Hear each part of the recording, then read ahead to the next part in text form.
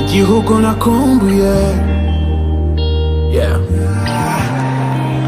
Urw'imisozi igihumbi hari heza.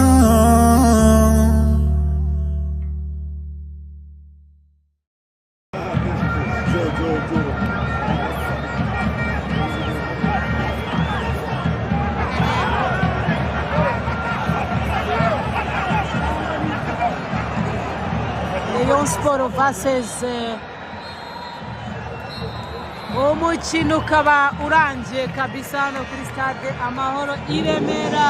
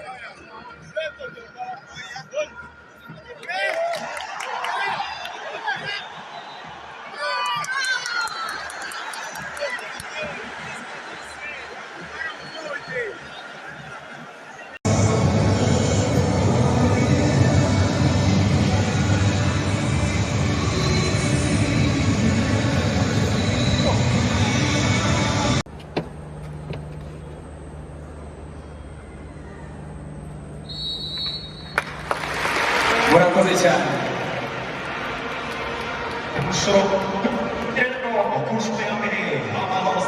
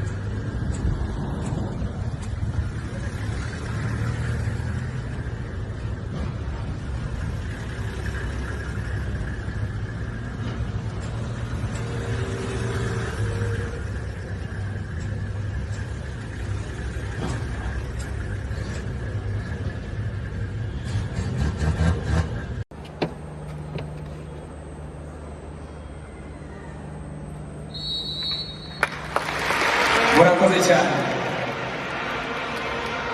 So, rero bakunzwe mbere amahoro Stephen.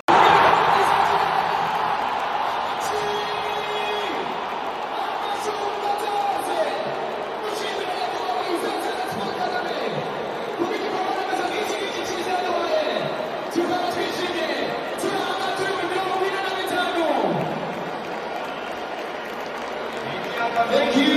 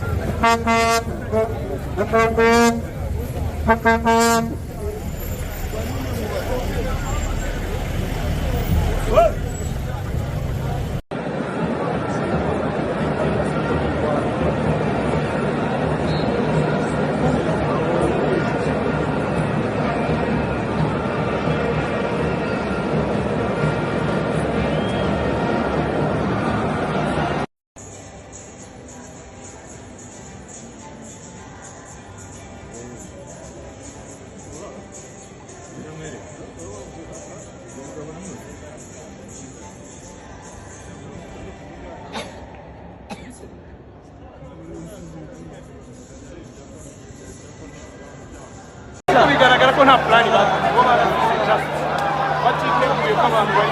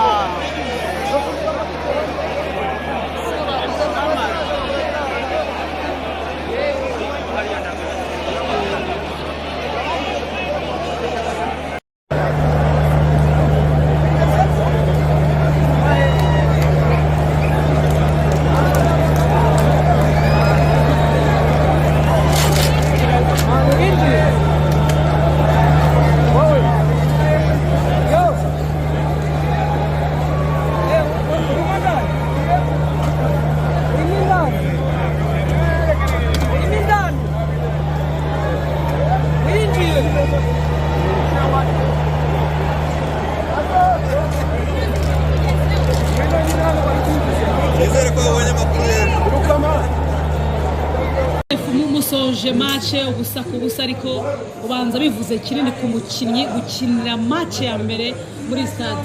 Bivuze kinini ku mukinnyi, birashimishije cyane urumva kuba ufunga stade ari abayobozi b'igihugu akaba ari mwambere mukine ni ibintu umuntu aba atazibagirwa muri kariyeri ye. Yego abafana ba Rayon Sport baravuga bati ariko nta gitsindo cyabonetse byatewe n'iki? Urumva bibaho twarasa ibitego byinshi urabona ko match yose yagenze igice cya kabiri birangiye apel itageze no kuzamu ryacu turasa ibitego yo mitanu urumva bitanga icyizere no tutatsinze ariko ubutaha bizagenda neza. Abafana ba Rayon Sport niki wababwira? Icyo nababwira ni ukuba hafi ya ekipe nubwo ngewe narasinya nubwo abantu bazi ko nasinya ariko sindasinyira Rayon Sport ariko babe hafi ya ekipe ibindi bizagenda neza. Umuntu ashobora kwibaza impamvu wemeye gukina utarasinya banza Rayon Sport ifite umwanya munini umutima wawe. Ekipe nabayemo barabinsabye ndavugana n'umuntu nta kibazo kanze mbafashe ariko buriya bindi bizakurikira bizamenyekana umuntu hafashe ibyemezo. Ibiganiro bigeze hehe? Ntabwo biri kure cyane ibintu byinshi turavugana kuko mfite amahofure hanze na Rayon Sport turi kuvugana bigenze neza nayisinyira. Yego murakoze cyane. Mureko mukina agiye kuri